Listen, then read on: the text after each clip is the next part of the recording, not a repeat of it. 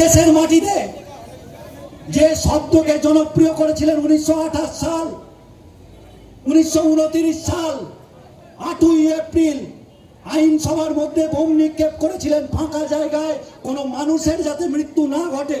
ভগৎ সিংরা বলেছিলেন যে বধিরকে শোনাতে হলে উচ্চস্বরে আওয়াজ করতে হয়, কারণ মৃত্যুর জন্য নয়। লিফলেট ছড়িয়েছিলেন, সেই লিফলেটে লেখা ছিল ভগৎ সিং, বটুকেশ্বর দত্তরা যে লিফলেট ছড়িয়েছিলেন তাতে লেখা ছিল সমাজতন্ত্রের কথা। তাতে আর একটা শব্দ লেখা ছিল, ওই ধোঁয়ায় ভরা আইনসভা, ধোঁয়াতে যখন কাউকে দেখা যাচ্ছে না তখন শুধু একটা শব্দ শোনা গিয়েছিল ব্রিটিশ পার্লামেন্টে ওই বটুকেশ্বর দত্ত আর ভগৎ সিং এর কণ্ঠ থেকে, সেই শব্দ হলো ইনকিলাব জিন্দাবাদ। আর তারই উত্তরাধিকার আমরা। আজকে ভারতবর্ষের মাটিতে ভগৎ সিংরা যে ভারতবর্ষ তৈরি করতে চেয়েছিলেন, সকলের জন্য কাজের কথা বলেছিলেন ভবিষ্যৎ ভারত পরিকল্পনায়। ভগৎ সিংরা বলেছিলেন যে সকলের কাজ চাই, সকলের শিক্ষার ব্যবস্থা করতে হবে, রাষ্ট্রীয় সম্পদ তার জাতীয়করণ করতে হবে। আমরা আমাদের দেশের মাটিতে দেখতে পাচ্ছি শিক্ষার ওপর আক্রমণ, স্কুল বন্ধ, স্থায়ী কাজ নেই, জলের দরে রাষ্ট্রীয় সম্পদকে বিক্রি করছে।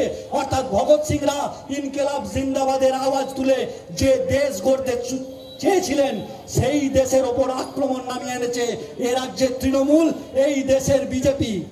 RSS এরও 100 বছর, ওরা ঘটা করে বলছে আমাদের 100 বছর। নওজওয়ান ভারত সভার 100 বছর মানে ব্রিটিশ সাম্রাজ্যবাদের বিরুদ্ধে ইনকিলাব জিন্দাবাদের স্লোগান তুলে আপোষহীন স্বাধীনতা সংগ্রামের ইতিহাস। আর RSS এর 100 বছরের ইতিহাস মানে ব্রিটিশদের দালালি করার ইতিহাস। এই ইতিহাসকে আমাদেরকে মুছতে হবেই। আর আজকের যে ভারতবর্ষের মাটিতে মানুষ ভালো নেই, জনজীবন ভালো নেই, মানুষকে ভালো রাখার জন্য ভগৎ সিংরা এই দেশের মাটিতে সমাজতন্ত্র চেয়েছিলেন, সকলের কাজ চেয়েছিলেন, সকলের শিক্ষা চেয়েছিলেন। সেই লক্ষ্যেই আমাদের লড়াই সংগ্রামকে আরো বেশি পরিচালিত করতে হবে। সেই জন্যই বারে বারে ভগৎ সিং, বটুকেশ্বর দত্তদের আমাদের স্মরণ করতে হবে। এই কথা বলে সকলকে অভিনন্দন জানিয়ে আমার কথা আমি শেষ করছি। ইনকিলাব জিন্দাবাদ।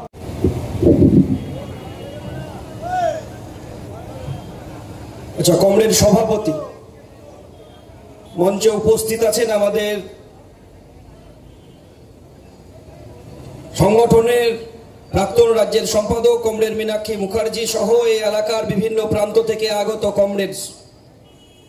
আজ পূর্ব বর্ধমান জেলা আবার একবার প্রমাণ করলেন যে পূর্ব বর্ধমান জেলা কোনো দুর্নীতিগ্রস্ত, খুনি, সন্ত্রাসবাদী, চোর, ধাপ্পাবাজের জায়গা নয়।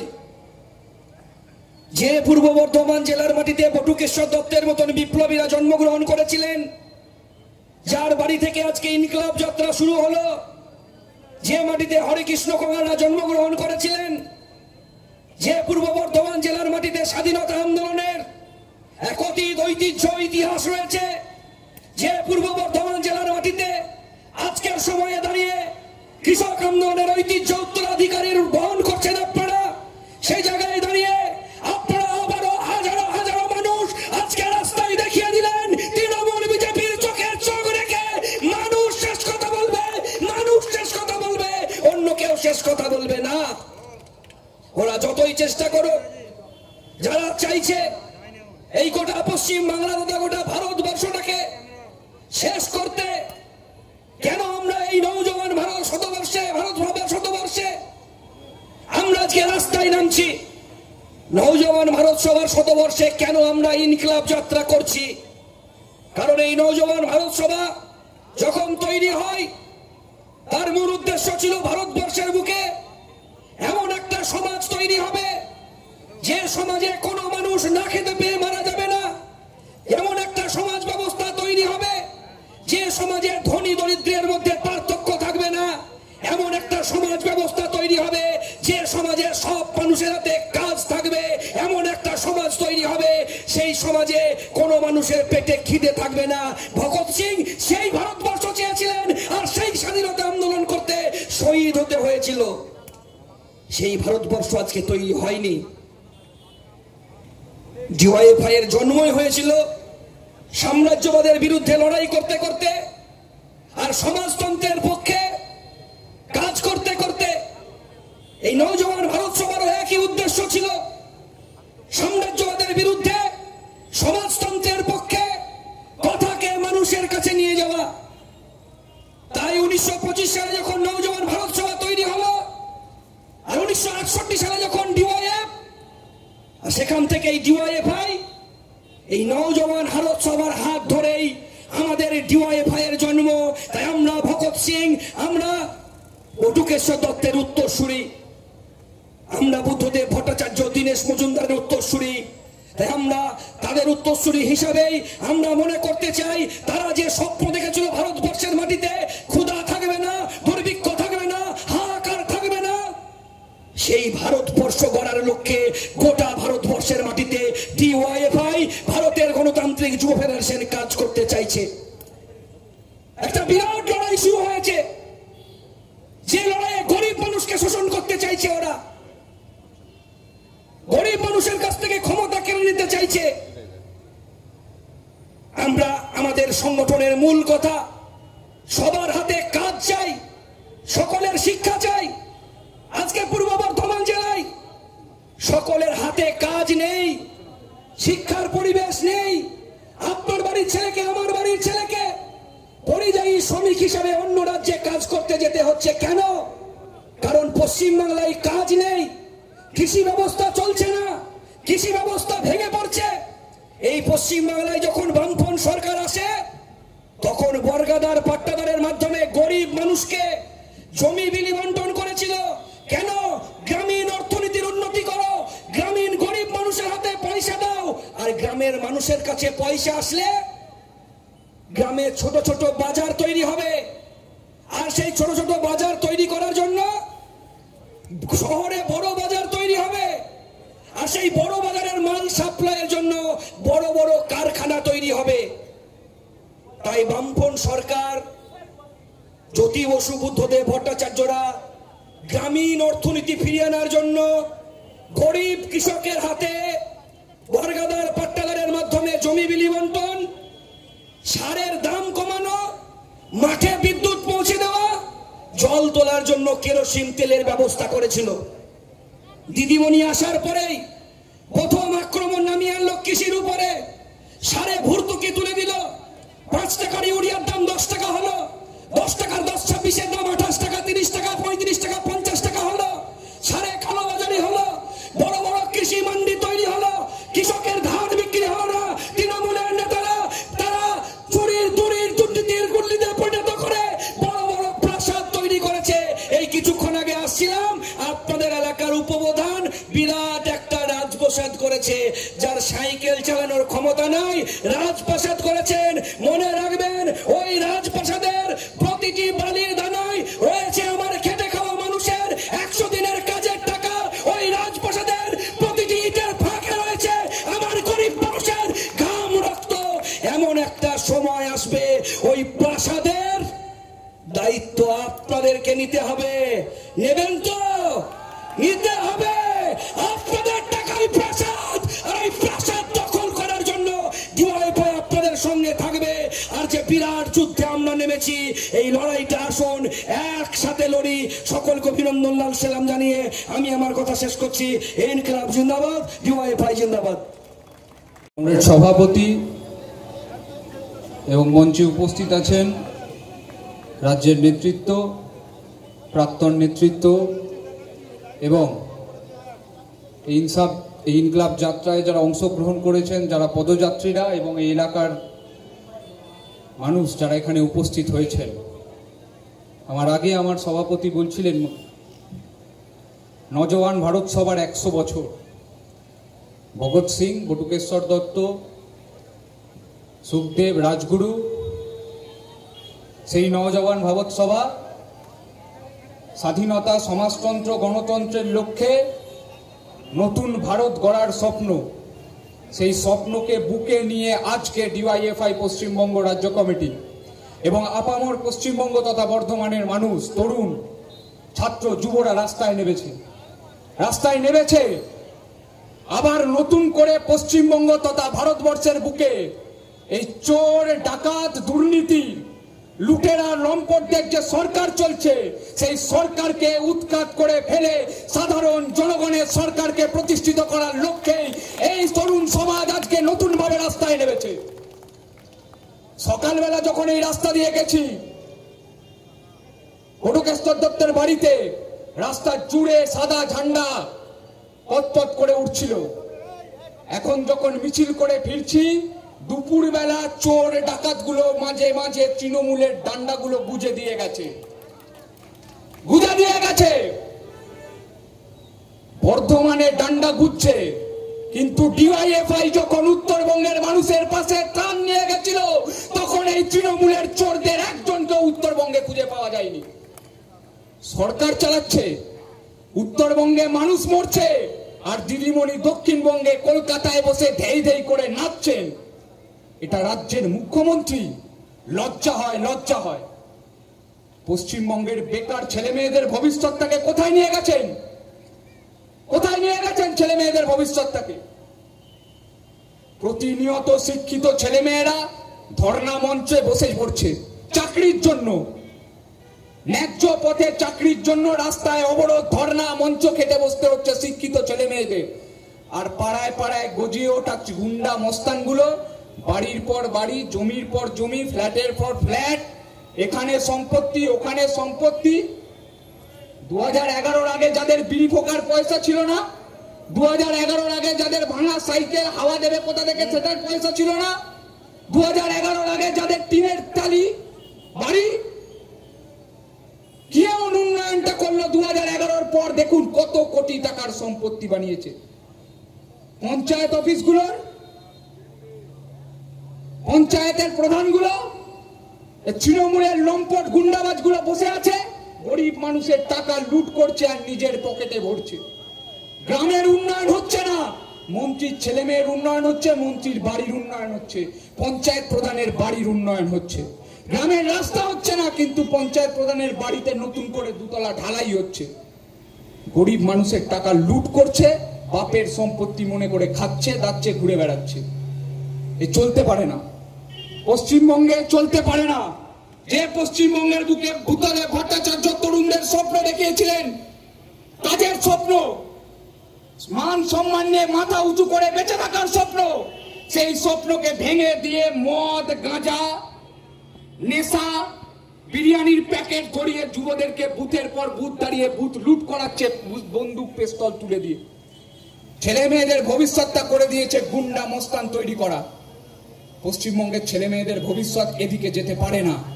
পশ্চিমবঙ্গের ছেলে মেয়েদের ভবিষ্যৎ মান সম্মান মাথা উঁচু করে বাঁচে থাকার ভবিষ্যৎ, সেই ভবিষ্যৎকে রক্ষা করতে হবে। আর সেই রক্ষা করার লড়াই বটুকেশ্বর দত্ত এবং ভগৎ সিংদের সেই নজওয়ান ভারত সভার থেকে আমাদের শপথ নিতে হবে আজকে 100 বছরে দাঁড়িয়ে। এই গুন্ডা মস্তানদের সরকারকে পশ্চিমবঙ্গ থেকে উৎখাত করে এবং নতুন করে নতুন ভাবে সেই বেঁচে থাকার, লড়াই করার, কাজের অধিকারের পশ্চিমবঙ্গকে ফিরিয়ে আনার লড়াইকে মজবুত করতে হবে। এই কটা কথা বলে আপনাদের সকলকে আরেকবার সংগ্রামী অভিনন্দন জানিয়ে আমি আমার কথা শেষ করছি। ইনকলাব जिंदाबाद, भारतीय गणतांत्रिक युवा फेडरेशन जिंदाबाद। यहाँ पर मौजूद डीवाईएफआई के भूतपूर्व सचिव कमरेड मीनाक्षी मुखर्जी, आप लोग जानते हैं कि आज हम लोग बटुकेश्वर दत्ता के गांव से आज हम लोग ये जुलूस शुरू किए हैं, क्योंकि आज 19 से 26 साल में नौजवान सभा, भारत की नौजवान सभा नहीं, उस समय से हम लोगों का जैसे ओलंपिक खेल में रिले रेस होता है, रिले रेस की तरह से भगत सिंह ने जो तैयार किए थे, आज हम लोग वही बटन को चालू कर रहे हैं, क्योंकि आज पश्चिम बंगाल की मिट्टी और भारतवर्ष की मिट्टी भी किस प्रकार से चल रहे हैं आप लोग देखे हैं।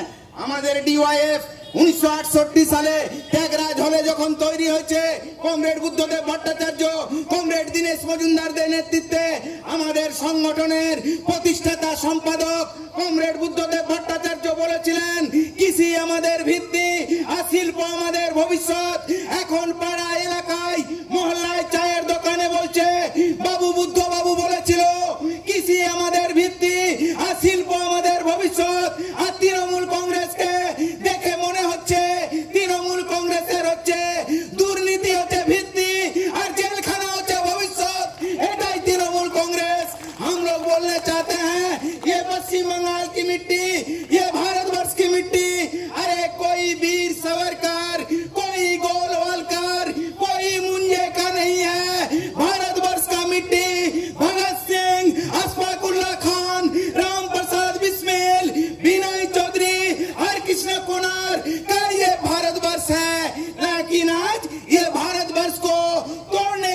कोशिश कर रहे हैं। अरे तृणमूल कांग्रेस सरोज बोले समय बोलछिलो, अरे वो लोग क्या कर सकेंगे? बीजेपी वाले लोग, ये लोग नहीं जानते हैं कि चिरागों की हिफाजत करते करते हवा का रुख बदलता नजर आता है। तू कितना बरसाएगा सूरज, हमने तुझसे ही सोने पे चढ़ना सीख लिया है। और अभी लोग खत्म करने की कोशिश कर रहे हैं। हमरा बोलते चाই আসুন পশ্চিম বাংলাকে বাঁচাতে হবে, ভারতবর্ষকে বাঁচাতে হবে। এই তৃণমূল कांग्रेस बीजेपी के खिलाफ में ये लड़ाई करना होगा। ए माटी বটকেশ্বর দত্ত দে মাটি, ए माटी বিনয় চৌধুরী দে মাটি, ए माटी হরকৃষ্ণ কোনার দে মাটি। এই মাটিতে বিজেপি তৃণমূল মানুষকে ভাগ করতে চাইছে। আরে ভারতবর্ষের সংবিধানকে শেষ করতে চাইছে। ভারতবর্ষের সংবিধানে দুটি কথা ছিল, ইউনিটি ইন ডাইভার্সিটি, বৈচিত্র্যের মধ্যে ঐক্য, নানা ভাষা নানা মত নানা পরিধান, বিবিধের মাঝে দেখো মিলন মহান। এটাই হচ্ছে ভারতবর্ষ। এই ভারতবর্ষকে ভাগ করতে চাই বিজেপি, ভাগ করতে চাই তৃণমূল। हम लोग बोलने चाहते हैं ये भारतवर्ष को तोड़ने की कोशिश करते हैं और हम लोग जोड़ने की कोशिश करते हैं।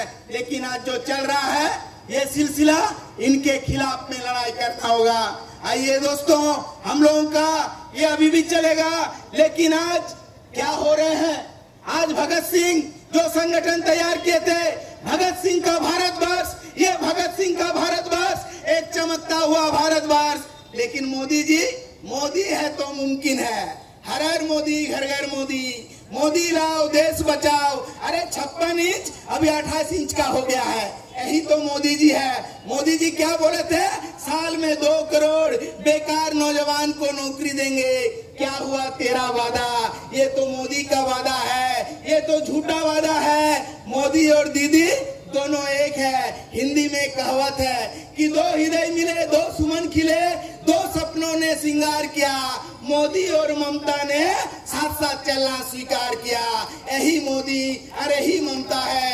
आइए दोस्तों, मोदी एरा स्लोगान দিয়েছিল আগে, विश्व वृक्षের দুটি फूल, बीजेपी और तृणमूल, घास फूल और कमल फूल, दोनों फूल में कोई फर्क नहीं है। ये बंगाल को खत्म करने की कोशिश कर रहे हैं। আমরা বলতে চাই শিক্ষা ব্যবস্থাকে খতম করে দিচ্ছে দেশের সরকার, রাজ্যের সরকার। 100 দিনের কাজকে 200 দিনের কাজ করতে হবে, মজুরি দিতে হবে, বেকারদের বেকার ভাতা দিতে হবে। लेकिन ये लोग खत्म करने की कोशिश कर रहे हैं। हमरा बोलते चाই भगत सिंह का भारतवर्ष तैयार हम लोग करेंगे। इतना ही कहकर मैं अपनी बातों का विराम देता हूँ। इनकलाब जिंदाबाद, DYFI जिंदाबाद। সাথী সভাপতি, মঞ্চে উপস্থিত আছেন আমাদের সংগঠনের বর্তমান নেতৃত্বরা, কেন্দ্রীয় কমিটির নেতৃত্ব বিকাশ সমেত, এবং এই আমাদের এখানে যেখানে সভা হচ্ছে সেখানে আমাদের পূর্ব বর্ধমান, তার সাথে গোটা রাজ্যের যুব নেতৃত্বরা আছেন, ছাত্র নেতৃত্ব কর্মীরা আছেন, এবং মূলত রাইনা এবং খণ্ডঘোষ এলাকার সাধারণ মানুষেরা আছেন। আমরা সংগঠনের পক্ষ থেকে, লড়াই আন্দোলনের পক্ষ থেকে আপনাদেরকে লাল সালাম জানাচ্ছি। লাল সালাম জানাচ্ছি এখানকার এলাকার সাধারণ মানুষকে। ওই সকাল থেকে ওয়ারি থেকে শুরু করা, তারপরে মাঝখানে প্রায় 3000 যারা হেঁটেছেন তাদের খাবার দাবারের ব্যবস্থা করা একদম নিজেদের বাড়ির মধ্যে থেকে, তারপরে আবার হেঁটে এসে এখানে শেষ নয়, আগামীকাল সমাবেশ হবে, যে সমাবেশে আমাদের সংগঠনের প্রাক্তন সর্বভারতীয় সম্পাদক কমরেড মোহাম্মদ সেলিম, আমাদের প্রাক্তন রাজ্য সম্পাদক কমরেড আবাস রায় চৌধুরী, ওনারা সেই সমাবেশে বক্তৃতা করবেন বর্ধমান স্টেশনে চত্বরে। সেখানে আপনাদের কাছে আমাদের আবেদন, কাল সকালে দুপুর বেলায় তেলিপুকুর থেকে আমাদের ফিরে পদযাত্রা শুরু হবে, সেখানে আসুন মেলা। আমরা কেন করলাম, কেন DYFI পশ্চিমবঙ্গ রাজ্য কমিটি আজকে সকাল থেকে বটুকেশ্বর দত্তের ভিটে মাটি থেকে এই পদযাত্রা শুরু করলো? কেন? ইতিহাস মনে করতে হয়, ফিরে ফিরে নিজেদের উৎস জানতে হয়, কোথা থেকে এসেছি, কোথায় দাঁড়িয়ে আছি, কোথায় যেতে চেয়েছিলাম আজকে কোন দিকে যাচ্ছি। তাই ইতিহাস যদি জানতে না পারি তাহলে ঠিক কোথায় দাঁড়িয়ে আছি, কোথায় যাবার কথা ছিল, আর কোথায় কোন দিকে আমাদের গাড়িটা ঘুরিয়ে দিয়েছে, আসলে আমাদের দেশের আমাদের ভবিষ্যতের গাড়িটা কোন দিকে যাওয়ার কথা সেটা না জানতে পারলে মুশকিল হয়ে যাবে। আচ্ছা, এটা ডিওয়াইএফআই পশ্চিমবঙ্গ রাজ্য কমিটিকে কেন করতে হলো? দেশের সরকার আছে, শিক্ষা ব্যবস্থা আছে, রাজ্যের সরকার আছে, তারা কেন করছেন না? কারণ তারা ইতিহাসকে ভুলিয়ে দিতে চাইছে, ইতিহাসকে গোলমাল করে দিতে চাইছে। যা পড়ে বড় হয়েছি সেটা ভুলিয়ে দিতে চাইছে। আমরা এটা ভুলে যেতে পারি যে মানুষের জন্ম বাঁদরের প্রজাতির থেকে হয়েছে। এখনো তো যারা বাঁদর হনুমান আছে তাদের তো হাতের আঙুলগুলো সবটা এরকম ফাঁকা নয়, আলাদা আলাদা হাতের আঙুলগুলো না, তো জড়ো করা আছে। কি করে হলো? কোথায় গেল? লেজটা কোথায় গেল? হাতটা কেন এরকম হলো? এই সব কিছুর মূলে আছে আমাদের গতর খাটানোর ইতিহাস। গাছের ডাল ধরে ঝুলতে হবে, চারটা আঙ্গুল থেকে একটা আঙ্গুল আলাদা হয়েছে, এ গাছ থেকে ও গাছ ঝাঁপ দিতে হবে, তার জন্য শরীরের গঠন। মানুষ চার পায়ে যখন বাঁদরের প্রজাতির মতন হাঁটতো সেখান থেকে দু পায়ে হাঁটছে, লেজটা নেই। চাষ করতে শিখেছে, আগুন জ্বালাতে শিখেছে, কলকারখানা চালাতে শিখেছে, আঙুলগুলো ফাঁক হয়েছে, মাথাটাতে বুদ্ধি হয়েছে। আর আজকে তো সবার হাতে এখন পর্যন্ত অ্যান্ড্রয়েড ফোন আছে, 5G নেটওয়ার্ক চলছে, এআই চলে এসেছে। আগামী দিনে বোধহয় গাড়ি চালানোর জন্য কতগুলো ড্রাইভার লাগবে, সেই ড্রাইভার তার কাজ পাবে কিনা কেউ জানে না। আগে এই খণ্ডঘোষ রায়নাতে যারা বসে আছেন নিজেরা বলুন না কি ইতিহাস, কি করেছে বাপ কাকারা? হালে বলদ জুড়েছে, মাটি চষেছে, নিজেরা হাতে করে বীজ ছড়িয়েছে, সার দিয়েছে, তারপরে নিজেরা কাস্তে নিয়ে সেই ধান কেটেছে, গরুর গাড়িতে চাপিয়েছে, খামার বাড়িতে তুলেছে, খড়ের ধান নিজেরা আলাদা করেছে, নিজেরা ভেঙেছে। আর আজ মেশিন ব্যবহার হচ্ছে, সবটাই মানুষের বুদ্ধির জন্য।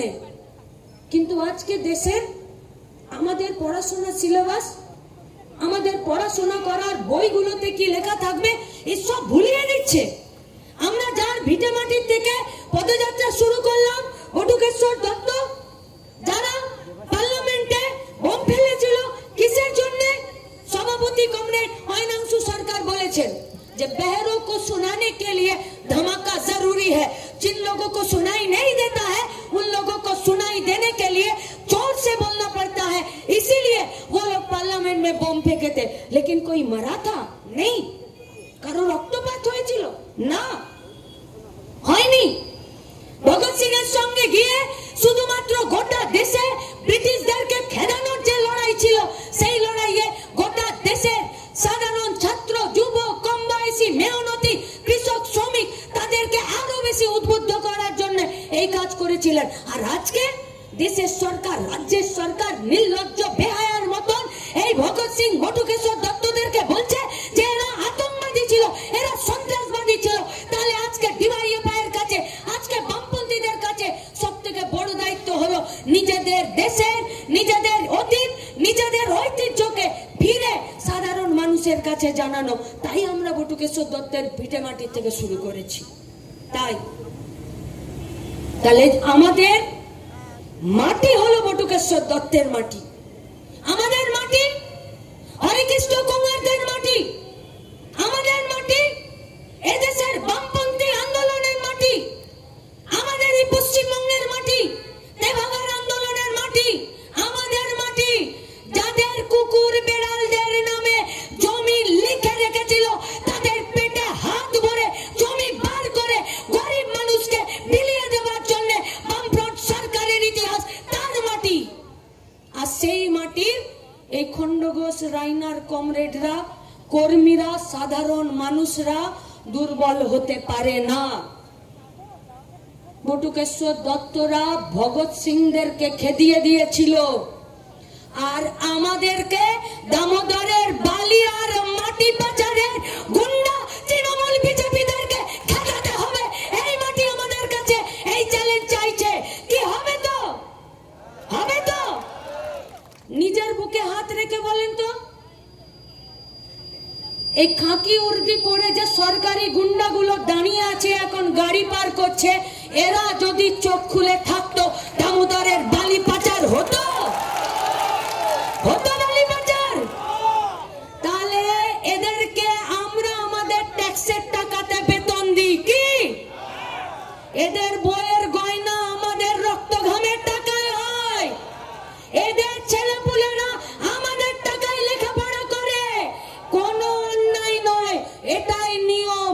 কিন্তু তার জন্য তো বাবা গুন্ডাদের বিরুদ্ধে, বালি মাফিয়ার মাটি মাফিয়াদের বিরুদ্ধে তো দাঁড়াতে হবে। ওদেরকে দেখে সেলাম ঠুকলে তো হবে না। হবে? তাহলে পুলিশ যদি পুলিশের কাজ না করে, তাহলে সামনে বড় লড়াই, নির্বাচনও আসছে। এই বালি মাটির মাফিয়াদের চুরির টাকাতেই এরা তৃণমূল আর বিজেপির গুন্ডাগুলো পোষে, যারা লোধনা গাঁয়ের দুঃখীরাম ডাল আর ফজল হকদেরকে খুন করেছিল। তাদের রক্তের শপথ, এদেরকে শান্তিতে বসতে দেওয়া যাবে না। তার